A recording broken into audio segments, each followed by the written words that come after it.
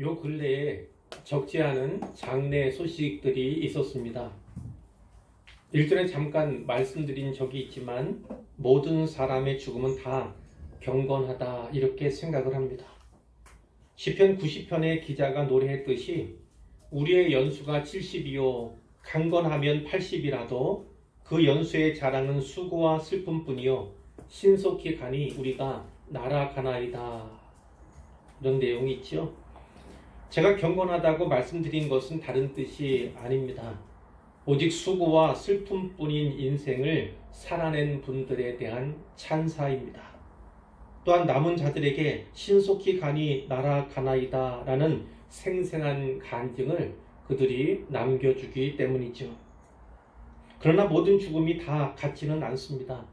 어떤 분은 영원히 하나님 품에 안긴 분이 있는가 하면 어떤 이는 영원히 하나님 곁을 떠나기도 했습니다. 제가 목사인 거로 좋은 곳으로 가게 하나님께 빌어달라 이런 요청을 받곤 합니다. 그러나 아무리 유능한 목사라고 하더라도 그것은 가능한 일이 아니죠. 하고 싶어도 할 수 없는 일입니다. 이 세상 마지막 순간까지만 천국 갈 기회가 있습니다. 그때까지만 예수 믿을 기회가 있죠. 보통은 3일장을 치르지 않습니까? 우리 기독교식 장례도 입관, 발인, 하관 이렇게 주요한 몇 가지 예배를 통해서 이루어지게 되는데요. 예수 그리스도로 말미암아 그의 영혼을 천국으로 인도하여 주신 그 하나님께 감사와 영광을 돌리고 또 돌아간 자, 죽은 자의 신앙과 삶을 기리고 기념하며 유가족들을 위로하고 격려하는 한편으로 믿는 자들에게는 믿음을 견고케 하고 믿지 않는 자들에게는 복음을 전하고 들을 기회를 주어서 믿게 하는 것이 장례 예배의 목적이라고 할 수가 있습니다. 그런데 엄밀히 말하면 그 예배, 그 장례 절차가 진행되는 그 시간에 죽은 자의 영혼은 여기에 있지 않습니다. 여기에서의 모든 삶이 끝나는 그 동시에 바로 천국에 들어가는 것입니다. 어떤 사두개인들이 예수님 앞에 나와왔습니다. 예수님을 책잡기 위해서죠.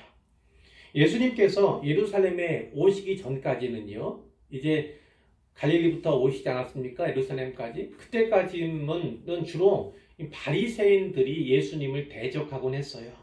그러나 예루살렘에서는 그 성전이 있고 성전의 제의를 맡은 사람들이 제사장 아니겠습니까? 그런 제사장 그리고 부유한 귀족층 이들은 대개 사두개인들이었습니다. 사두개파와 바리새파는 차이가 있는 거예요. 정치적으로 보면 사두개파는요 로마의 통치를 지지하는 쪽이었어요. 바리새파에 비해서요. 그래서 주요한 요직들을 한 자리씩 차지한 사람들은 대개 다 그 사두개인들이었던 것입니다. 제사장 그룹을 중심으로 해서 정치적 영향력을 행사하던 사람들이 바로 사두개인들이었죠. 종교적으로는 바리새인들이 예수님께 많이 책망받지 않습니까? 율법주의적이다 혹은 형식주의적이다 이렇게 책망을 많이 받았는데 반면에 사두개인들은 현실적이고 현세적입니다. 그러니까 내세에 대한 관념이 없는 사람들, 이 땅에서의 삶의 메인 사람들이 바로 그들이라는 거예요. 신학적으로도 차이가 있었습니다. 사두개인들은 성경 가운데, 그 당시 성경이라고 하면 우리가 말하는 구약 아닙니까? 그 구약 가운데 모세오경만을 인정을 했습니다. 그뿐 아니라 죽은 자의 부활이나 혹은 영생이나 이와 같은 내세를 부인하는 사람들이었고요. 천사나 사탄 같은 영에 대해서도 인정치 않았습니다. 사도행전 23장 8절에 보면 이런 말씀이 있어요. 사두개인은 부활도 없고 천사도 없고 영도 없다 하고 바리새인은 다 있다 함이라. 이렇게 극명한 차이가 이들에게 있었습니다. 오늘의 본문 27절에는 부활이 없다고 주장하는 사두개인 이렇게 되어 있어요. 그 사두개인들 가운데 몇몇이 예수님께 나온 것입니다. 그들이 예수님께 말했어요. 선생님이여, 모세가 우리에게 써주기를 만일 어떤 사람의 형이 아내를 두고 자식이 없이 죽으면 그 동생이 그 아내를 취하여 형을 위하여 상속자를 세울지니라 하였나이다. 이들의 말은요, 모세 오경 가운데 특별히 신명기 25장 5절 그리고 창세기 38장 8절의 말씀을 직간접적으로 인용한 말이에요. 이 내용을 가리켜서 형사 취수법, 형이 죽었을 때 동생이 그 형수를 아내로 취하는 법, 혹은 계대 결혼이라고 이야기를 합니다. 모세가 이렇게 계대 결혼을 가르친 이유가 무엇입니까? 신명기 25장 6절에 그 이유가, 목적이 분명히 나타나 있어요. 그 여인이 낳은 첫 아들이 그 죽은 형제의 이름을 잊게 하여 그 이름이 이스라엘 중에서 끊어지지 않게 할 것이니라. 간단히 말하면 이런 겁니다. 자식이 없이 죽어서 대가 끊어지게 생긴 거예요. 그런 형의 가문을 위해서 대를 이을 상속자를 세워주기 위한 제도가 바로 계대 결혼입니다. 그래서 그 형수가 동생과 다 결혼했습니다. 그래서 낳은 아들 있잖아요. 첫 아들은 바로 그 형에게 주는 거예요. 형의 가문으로 보내는 거죠. 계대 결혼을 통해서 낳은 첫 아들로 죽은 형제 이름을 이어가도록 한 것이 바로 이 제도입니다. 그러면 그의 기업이 계승이 될 수 있잖아요. 그 당시에 하나님께 준 기업을 얼마나 소중히 여겼는가를 우리가 알 수가 있는 거예요. 여기까지는 문제가 없었습니다. 문제는 다음부터 나오죠. 그들이 이렇게 물은 거예요. 그런데 7명의 형제가 있었습니다. 어느 집에 7명의 형제가 있었어요. 근데 마지가 아내를 취하였다가 자식이 없이 죽었습니다. 그러니까 둘째가 그 형의 아내를, 형수를 다시 아내로 받았어요. 근데 둘째도 또 자식이 없이 죽은 거예요. 셋째도 그렇고. 결국은 7명이 다 그와 같이요, 자식이 없이 죽었습니다. 그리고 그 후에 그 여자도 죽었습니다. 7이 다 그 여인을 아내로 취하였는데, 그럼 부활 때에 그 중에 누구의 아내가 되는 겁니까? 이렇게 물었던 것입니다. 결국 이 사두개인들이 예수님께 나온 것은요, 부활에 관해서 논쟁하기 위한 거예요. 이들은 부활이 없다고 주장하는 자들이라고 되어 있지 않습니까? 그런데 죽은 자의 부활을 인정하지 않는 이 자들이 부활을 이야기하는 까닭이 무엇이겠어요? 비현실적인 예입니다. 이 7 형제의 이야기, 그 안의 이야기는 있을 수 없는 이야기예요. 비현실적인 예를 들어서 부활 사상의 허점을 드러내고자 했던 거예요. 부활이 없다는 것을 주장하고 예수님 책잡기 위해서 이들이 말을 건 겁니다. 예수님은 사두개인들의 이 도전에 대해서 어떻게 응대를 하십니까? 마가복음 12장과 마태복음 22장에 병행 본문이 있습니다. 이 병행 본문에 보면 예수님은 먼저 너희가 성경도 하나님의 능력도 알지 못함으로 오해하였다.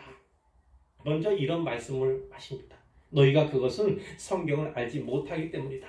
하나님의 능력을 알지 못하기 때문이다.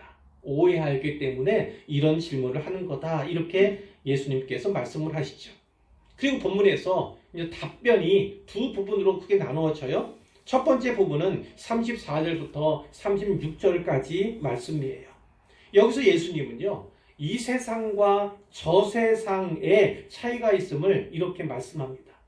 이 세상의 자녀들은 장가도 가고 시집도 가되 저 세상과 및 죽은 자 가운데서 부활함을 얻기에 합당히 여김을 받은 자들은 장가 가고 시집 가는 일이 없으며, 이 세상에서는 장가 가고 시집 가고 하는 일이 일상적인 것 아니겠습니까? 그런데 저 세상에는, 특별히 천국에 더 이상 결혼이나 또 결혼 제도로 인하여 구할 수 있는, 얻을 수 있는 출산, 이런 것은 일어나지 않는다, 필요하지 않다, 이렇게 말씀을 하시는 거예요.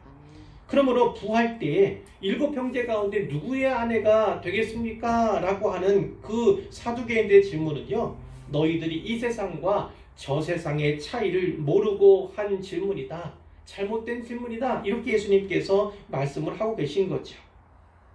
천국에서는요, 결혼 관계가 필요 없게 돼요. 더 이상 필요 없게 됩니다. 왜 그러냐면 하나님께서 이 땅에 인류에게 결혼 제도를 주신 거, 결혼 제도를 만들어 주신 이유가 무엇입니까? 가장 중요한 이유는 인류를 번식시키기 위해서예요. 땅에 충만케 하기 위한 것이 그 목적이었습니다. 그런데 천국은 그 구성원들이 어떻게 이루어집니까? 낳는 것이 아니에요. 출산을 통해서 이루어지는 것이 아니라 여기에서 믿음을 가지고 믿음을 지킨 사람들, 하나님께 그 믿음을 인정받은 사람들만 천국에 가기 때문에 그런 식으로 구성원들이 채워져 가기 때문에 인류의 번식을 위한 결혼 제도는 더 이상 필요치 않다. 이렇게 우리가 이해할 수가 있는 거예요. 거기에서는 하나님의 자녀들로서 하나님 앞에서 하나님 안에서 오직 형제와 자매로서 이렇게 관계가 더 중요시 된다. 이렇게 볼 수가 있는 것이죠. 저 세상 이야기가 나오면서 죽은 자 가운데서 부활함을 얻기에 합당히 여김을 받은 자들은 이렇게 돼 있어요. 그럼 누굽니까? 예수님 믿다가 천국 간 사람들이에요. 소천한 사람들이 바로 이들에 해당되지요. 믿음을 인정받은 자들입니다. 그러나 아직 그들이 육체의 부활을 입지는 못한 거예요. 영혼이 천국에는 들어갔으되 육체로 부활한 것은 아닙니다. 육체의 부활은 언제 이루어진다고 성경이 말씀합니까? 데살로니가 전서 후서를 비롯하여서 여러 성경이 그렇게 증언하지 않습니까? 예수님께 다시 오실 때 누구랑 옵니까? 먼저 세상을 떠난 믿음의 선배들과 함께 오는 거예요. 그리고 이 땅에 남겨진 믿음의 사람들이 있지 않습니까? 그들이 다 끌어올려지는 것입니다. 그래서 먼저는 예수님과 함께 천국에 머물다가 다시 함께 오는 그들에게 육체가 덧입혀지는 것이고요. 그들이 육체의 부활을 얻는 것이고요. 그 위에 남겨진 자들 가운데 끌어올려져서 역시나 몸의 부활을 또 영광스럽게 얻게 되는 것이라고 성경이 말씀하고 있는 거예요. 그러니까 지금 부활함을 얻기에 합당형을 받은 자들이지만 아직 육체의 부활을 얻지는 못한 사람들이 바로 천국에 있다는 것입니다. 그들을 역시 장가가거나 시집가는 일이 없을 뿐만 아니라 그들은 다시 죽을 수도 없나니. 그러니까 한번 죽으면 끝이에요. 다시 다음 생에 태어나면 이렇게 이야기하긴 하지만 그것은 문학적인 표현이고 서로의 믿음이나 신뢰를 돈독하게 혹은 확인하기 위한 것일 뿐이지 실제로 다시 돌아올 수도 없고 다시 죽는 일도 없는 거예요. 다만 예수 믿지 않고 죽은 자들은 심판대 앞에서 그 심판받는 것을 두 번째 죽음이다. 이렇게 이야기를 하지요. 성경이 그렇게 말씀합니다. 그래서 36절에 보니까 이는 천사와 동등이요 이런 거예요. 그러니까 죽은 자 가운데 천국 가 있는 영혼들 있지 않습니까? 그들은 또 앞으로 천사와 동등하게 될 것이다 라는 거예요. 천사는 영적인 존재입니다. 그들은 몸을 갖고 있지 않은 존재예요. 그렇기 때문에 나이가 들지도 않고 죽지도 않는 존재가 바로 그들입니다. 뿐만 아니라 천사들은 지음받을 뿐이지 태어나는 존재가 아니에요. 하지만 천사들도 사람과 같이 하나님께서 지으신 피조물임은 분명하지요. 하나님께서는 하나님을 섬기는 일, 하나님의 메신저 역할을 하는 그 일을 위해 천사를 지으셨을 뿐만 아니라 신자들, 우리와 같은 신자들을 보호해 주시기 위해서 천사들을 만드신 것입니다. 그런데 천사들은 우리를 돕는 자들이에요. 돕는 자. 우리를 섬기기 위해서 지으신 자예요. 그럼 천사가 높습니까? 사람이 높은 겁니까? 사람이 높은 겁니다. 중요한 건 예수 믿는 사람, 예수 잘 믿어서 그 믿음을 인정받은, 하나님께 인정받은 사람은 천사에게 흠모의 대상이 되는 것입니다. 흠모의 대상. 그러나 인생들 가운데 그렇지 않은 인생들이 너무나 많아서 천사와 사람 간의 우열이나 상하 관계를 나누는 것은 사실 조심스러운 일이다. 이렇게도 말씀을 드릴 수 있어요. 하나님께서 창조하신 목적에 따라서 그분께서 부르신 목적에 따라서 믿음을 갖고 믿음을 지킨 그래서 믿음을 인정받은 사람들에게 해당되는 말이다. 이렇게 이해하시면 좋겠습니다. 자, 이와 같이 천사와 같이 된다는 거예요. 천사와 같이. 이제 죽지도 않고 그리고 그 거룩한 몸을 덧입기 때문에 새로운 몸이잖아요. 영의 몸이잖아요. 그것을 덧입을 때는 천사와 같이 된다. 이렇게 보시면 되겠어요. 그리고 뒤에 보니까 부활의 자녀로서 하나님의 자녀입니다. 이렇게 말씀하죠.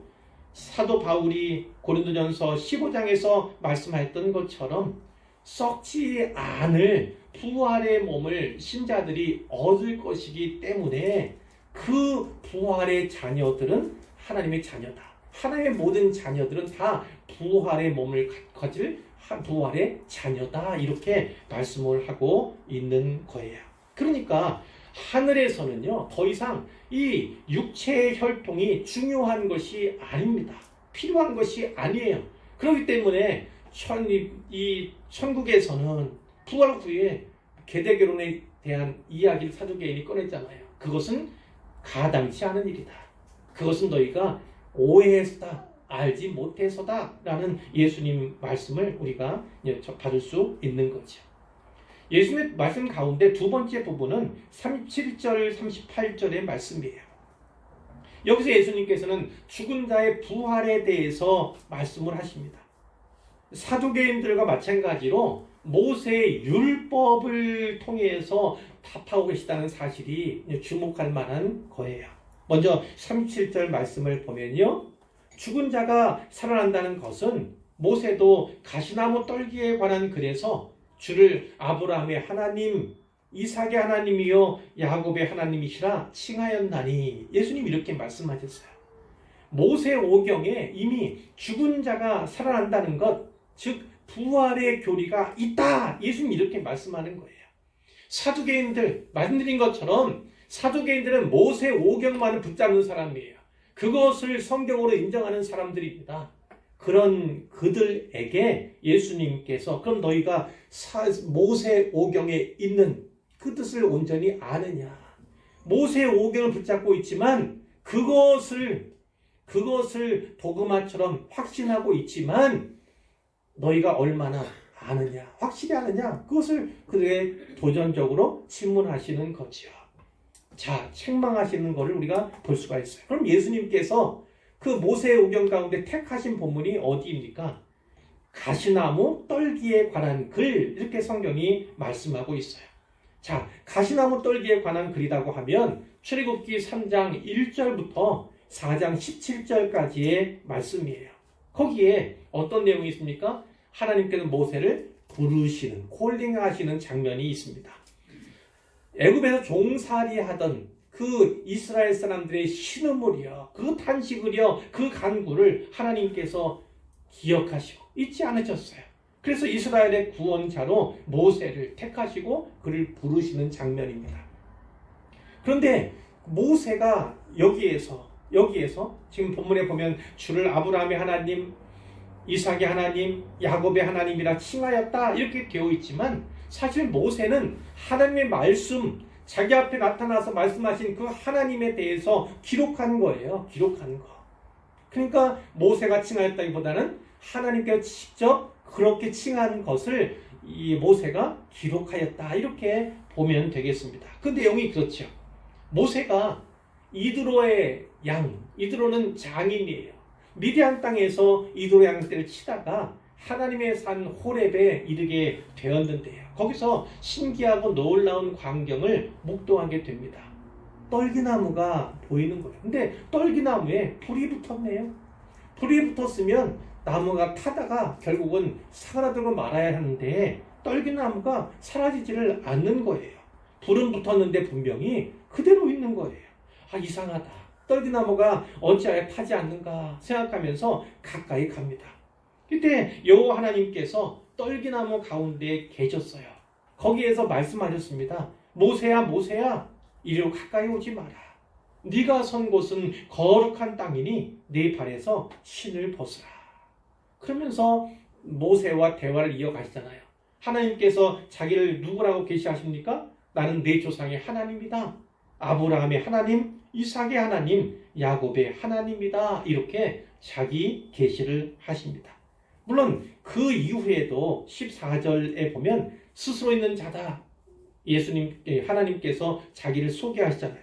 그러면서 또 15절에서 아브라함의 하나님, 이삭의 하나님, 야곱의 하나님을 반복하신다고요. 4장 5절에도 역시나 아브라함, 이삭, 야곱의 하나님이라고 자기를 드러내십니다. 자, 바로 그겁니다. 사람들에게 아브라함은 이미 돌아간 사람이에요. 이삭은 이미 죽은 사람입니다. 야곱도 오래전의 사람이에요. 이렇게 사람의 세상에서 사람들에게 그 사람들은 이미 돌아간 사람 이렇게 치부될지 모르지만 하나님 편에서는 다르다는 거예요. 하나님 편에서 그들은 결코 죽은 자들이 아니다라는 것을 이 표현이 우리에게 보여주는 것입니다. 그 이유가 본문 38절 말씀에 있어요. 하나님은 죽은 자의 하나님이 아니요 살아있는 자의 하나님이시라. 하나님께서 내가 아브라함의 하나님이야, 이삭의 하나님이야, 야곱의 하나님이야 이렇게 부르시는 것은 아브라함과 이삭과 야곱이 살아있기 때문이라는 겁니다. 살아있기 때문이라는 거예요. 아니 그들은 이미 돌아간 지가 오래됐는데요. 맞습니다. 돌아가서 천국에 있을 뿐이지, 천국에 입성해 있을 뿐이지 그들이 완전히 죽은 것은 아니다. 성경이 표현하는 것처럼 그들은 잠자고 있을 뿐이에요. 잠자고 있을 뿐입니다. 언젠가 깨어날 때가 되면 다시 깨어나게 될, 그러니까 죽은 자가 아니고 천국에 살아있는 자들이 그들임을 분명히 보여주는 것입니다. 그래서 이 본문을 예수님께 택하여서 바로 부활에 대한 내용이 거기에 있다는 거예요. 근데 이 사두개인들은 이 모세 오경 그 5개의 책을 붙잡고는 있었지만 그 안에 담겨있는 부활에 대한 또 생각, 또 부활에 대한 신앙, 이것에 대해서는 전혀 알지를 못했던 것입니다. 전혀 알지를 못했던 것이죠. 자, 이어지는 말씀에 하나님에게는 모든 사람이 살았느니라, 이런 말씀을 예수님께서 하세요. 이 하나님에게는 이라는 이 표현에는 몇 가지 의미가 붙어 있는데 적어도 2가지는 이렇습니다. 하나님께서 보시기에 모든 사람이 살았느니라. 사람의 눈으로는 그가 죽은 듯 하지만 하나님께서는요 결코 죽은 적 없는, 생명을 잃은 적 없는 그와 같은 존재가 바로 믿는 사람이라는 거예요. 그가 죽어서 천국에 들어가 있다 할지라도 그렇습니다. 또 하나는 이겁니다. 하나님의 권능으로 모든 사람이 살았느니라. 하나님의 능력으로 모든 사람이 살았다. 예수 믿는 자들은 다 산 자입니다. 천국에 들어가 있으나 돌아간 자들이긴 하지만 그는 죽은 것이 아니라 살아있는 자다. 이렇게 말씀을 하시는 거예요. 이와 같이 아브라함과 이삭 그리고 야곱이 살아있다 이렇게 예수님이 인정해 주셨다면 역시나 하나님 안에 있는 모든 자, 예수 믿어서 성도라 신자라 그리스도인이라 칭함받은 모든 자들은 누구나 살아있는 자가 되는 것입니다. 그래서 여러분 이름에 누구의 하나님 이렇게 부르기에 부족함이 없어요. 다만 아브라함과 이삭과 야곱의 하나님이라고 하나님께 친히 칭하여 주셨으니 그들은 얼마나 영광스러운 일이겠습니까? 자, 바로 그렇습니다. 하나님께서는 죽은 자 가운데서 먼저 그 아들 예수를 일으키셨어요. 다시 살게 하셨습니다. 뿐만 아니라 그에게 속한 모든 자들, 그를 믿어서 하나님의 자녀가 된 모든 자들을 때가 되면 일으키실 하나님이신 것을 분명하게 믿으시길 바랍니다. 설사 죽음이 사람들을 이 세상과 저 세상으로 나눈다 할지라도 결코 하나님의 자녀인 그리스도인들을 하나님께로부터 단절시킬 수는 결코 없다는 사실을 우리가 분명히 믿어야 하는 거예요. 신자라고 생각하고 그리스도나 생각은 하는데 마치 이 사두개인들과 같이 죽은 자의 부활, 어떤 사람들은 잘못하여서 영의 부활은 있으되 육체의 부활은 부인하는 이들이 있는데 그것은 결국 부활 자체를 부인하는 것과 다르지 않은 것입니다. 이렇게 잘못된 믿음을 가진 자들은 그것은 부활에 임할 수 없는 것이죠. 은혜를 받을 수가 없는 거예요. 우리 신앙을 크게 두 가지로 이야기할 때 바로 십자가와 부활을 이야기합니다. 십자가를 믿어야 하는 것이고 부활을 반드시 믿어야 하는 것이죠. 십자가를 분명히 믿어야 구원받을 수 있고 부활을 믿어야 부활성을 가진 자로서 참되게 생애를 살아갈 수 있습니다. 주님 오실 날을 바라보면서 또 믿음으로 잘 준비할 수 있게 되는 것이죠. 그래서 부활신앙은 부활절 절기에만 강조되는 신앙이 되어서는 안 됩니다. 우리의 모든 시간들, 모든 삶 속에서 항상 강조되어야 하는 것이 부활의 신앙이다. 이렇게도 말씀을 드릴 수가 있는 거예요. 부활신앙을 가진 자들은 어떤 유익이 있습니까? 승리가 보장되어 있습니다. 승리가 보장되어 있는 거예요. 그렇기 때문에 그것을 분명히 확실히 믿는다면요, 어떠한 상황 가운데서 두려워하거나 염려하지 않습니다. 죽어도 살리시는 하나님이 내 아버지신데 무엇이 두렵습니까? 그렇기 때문에 사도 바울이 로마서 8장 35절 이하에서 그렇게 고백한 거예요. 누가 우리를 그리스도의 사랑에서 끊으리요? 환난이나 곤고나 박해나 기근이나 적신이나 위험이나 칼이랴. 이 어떤 것도 우리를 그리스도의 사랑에서 끊을 수 없다. 왜 그렇습니까? 그리스도께서 하나님께서 우리를 사랑해 주기 때문이에요. 우리가 사랑을 입은 자인데 누가 그 사랑에서 우리를 끊을 수 있겠는가? 끊을 수 있는 것은 그리스도뿐이에요. 끊을 수 있는 건 하나님뿐입니다. 근데 하나님께서 우리를 영원히 사랑하신다고 하나님의 자녀로 영원히 삼아주셨는데 누가 어떤 것이 무엇이 그리스도의 사랑을 우리를 끊을 수가 있겠습니까? 그러나 이 모든 일에 우리를 사랑하시는 이로 말미암아 우리가 넉넉히 이기느니라.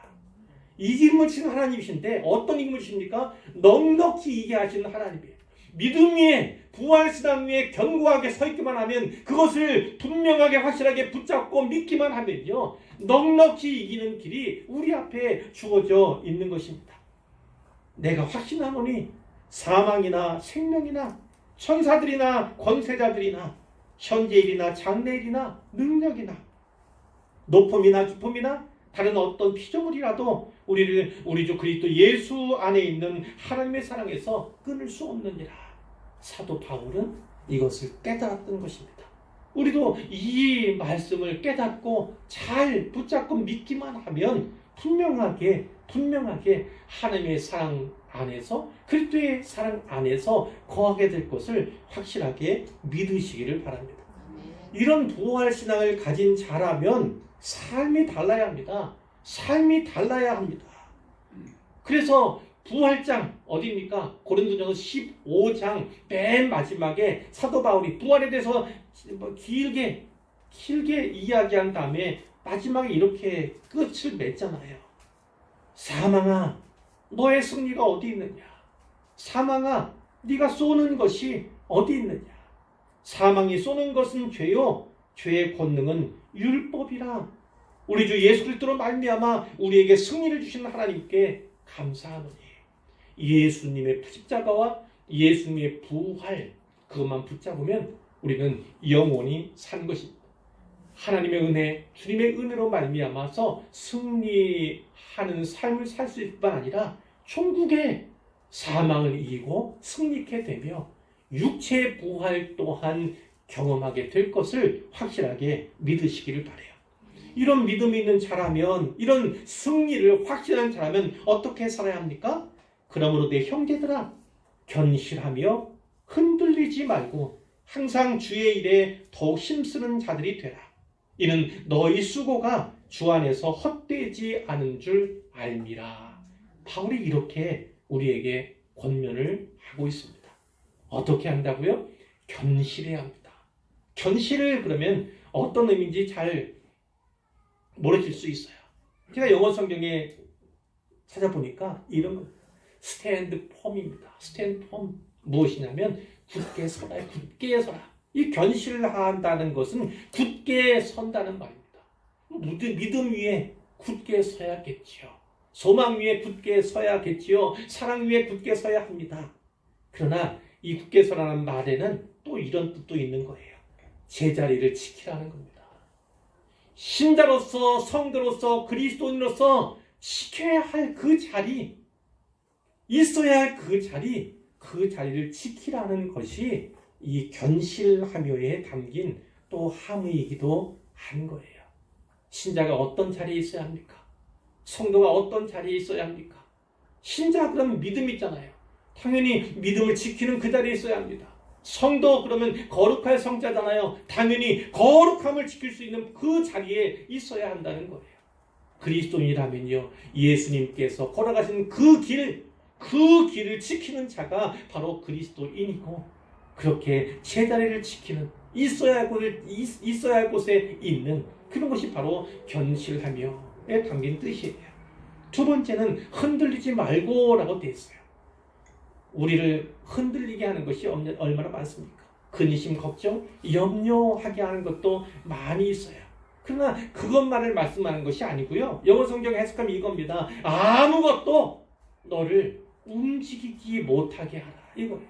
아무것도 너를 움직이지 못하게 하라. 무슨 의미냐면 흔들리지 않도록, 누구든지 무엇도 나를 좌우하지 못하도록, 치우치게 하지 못하도록 잘 지키라는 것을 여기서 말씀하고 있는 거예요. 다만 염려, 근심, 두려움, 걱정, 이것으로 말며 흔들리는 것만 아니라 믿음을 빼앗기 위해서 흔들어대는 모든 것들이 있습니다. 그것들이 나를 흔들지 못하도록, 결국 오히려 포기하도록 만들 정도, 그것을 가리킨다고 볼 수가 있어요. 그리고 세 번째는 항상 주의 일에 더욱 힘쓰는 자들이 되라, 이렇게 말씀하고 있지요. 힘쓰는 것만도 중요한데 더욱 힘쓰는 자가, 더욱 힘쓰는, 이렇게 강하게 표현되어 있어요. 그리고 또 뭐가 있습니까? 항상이 있습니다. 항상 주의 일에 더욱 힘쓰는 자들이 되라, 이렇게 권면하고 있는 거예요. 왜 그렇습니까? 이는 너희 수고가 주 안에서 헛되지 않은 줄 알미라. 주 안에서 수고하는 것, 더욱 힘쓰는 것, 항상 더욱 힘쓰는 것, 하나님께서 기억하시는 일입니다. 결코 잊지 않으십니다. 그리고 늘 보상해 주십니다. 상급도 주시는 거예요. 칭찬도 해주십니다. 그마침 주 안에서의 수고는 결코 헛되지 않는다. 그러니까 항상 주의 더욱 힘써라. 이것이 사도 바울이 우리에게 주시는 권면의 말씀이죠. 이런 삶을 주님 오실 때까지, 또 이 세상의 생명이 다하는 날까지 살아가시기를 바랍니다. 살아내시기를 부탁을 드립니다. 다음 주일이 대강절입니다. 대림절이라고도 합니다. 그러니까 강이라는 건 하늘부터 내려오시는 그 날을 기다리는 것. 대림절 그러면 임하시는 것을 기다리는 것. 그러니까 다르지 않습니다. 저는 대강절이라는 표현을 더 많이 쓰는데, 이 대강절은 기다림의 절기입니다. 우리의 신앙은 다 기다림의 연속입니다. 하나님께서 우리에게 복과 은혜를 주시기를 기대하지요. 또 기다리며, 이렇게 기다리는 거예요. 뿐만 아니라 기도하고 응답받기를 위해서 또 기다리는 것이 우리의 삶이지요. 주님께서 정의와 공의를 실현하실 그 날을 기다리는 것도 우리의 삶의 모습이어야 하고, 종국적으로는 주님께서 다시 오마 하셨으니까 다시 오실 주님 기다리는 것이 우리의 삶이어야 하는데, 특별히 이 기다림의 때에 구약의 믿음의 사람들은 오실 메시아를 기다렸습니다. 그러나 우리는 이미 오셨다가 천국에 가 계신 예수님, 다시 오시면 했으니까 다시 오실 예수님을 기다리는 면에서 차이가 있죠. 그러나 매년 대강절에는 구약의 사람들이 오실 메시아를 기다리는 것 같은 그런 마음과 그런 심정을 가지고 다시 오실 주님을 기다리는 그런 심정을 다시금 보여드리는 그러한 절기가 되어야 하는 것이지요. 다음 주일 이 대강절을 맞이하여서 이제 오랜만에 성찬을 나누고자 합니다. 코로나로 말미암아서 성찬 오랫동안 하지를 못했는데 이제 다음 주일에 성찬을 나눔으로써 예수 그리스도의 죽음을 살피게 될 거예요. 기념하게 될 것입니다. 오늘은 먼저 순서가 바뀐 것처럼 보이지만 부활에 대해서 나누었어요. 그러나 제가 여러분께 드리고자 하는 메시지는 분명합니다. 그리스도와 함께 죽어야 그리스도와 함께 영원히 살게 될 것입니다. 부활의 소망을 가진 자라면 먼저 십자가를 져야 한다는 겁니다. 예수님과 더불어 그리스도와 함께 십자가에 못 박혀야 한다는 분명한 메시지를 여러분이 받으시기를 바라요. 내가 그리스도와 함께 십자가에 못 박히면 그러면 그리스도처럼 부활의 영광, 부활의 소망에 참여하게 될 것을 분명하게 확신하시기를 바랍니다. 성탄의 계절을 앞두고 우리의 기다림의 태도, 자세 살펴보시기를 바랍니다. 소망을 가진 자로서 부활의 믿음, 신앙을 가진 자로서 견실하시기를 바라고 흔들리지 않으시기를 바라고 항상 주일에 더욱 힘쓰는 자리 되시기를 우리 주님의 이름으로 축원합니다.